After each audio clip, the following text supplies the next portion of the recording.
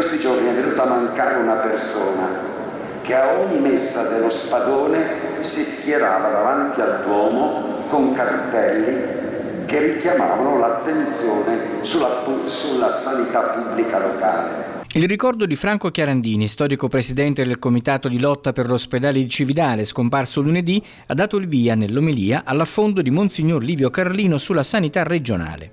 Ho avuto la necessità di passare in diversi ospedali e ho trovato competenza, umanità, disponibilità, ma anche superficialità, sporcizia.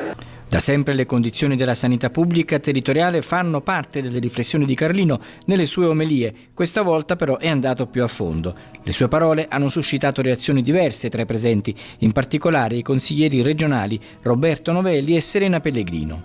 Diciamo che c'è stato un passaggio che, mi permetto di dirlo, non ho apprezzato. Don Carlino ha detto appunto che ha trovato grande professionalità, grandi competenze e poi ha parlato di ospedali sporchi.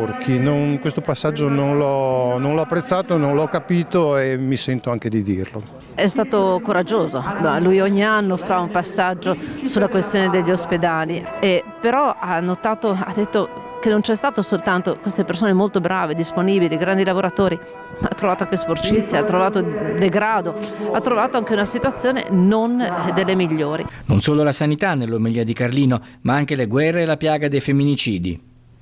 Si pensa che il riarmo sia l'unica modalità di difesa della pace.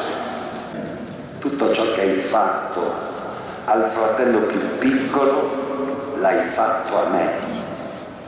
Se queste parole evangeliche risuonassero nella nostra mente e nel nostro cuore ogni giorno, quanti omicidi o femminicidi in meno ci sarebbero nella nostra società.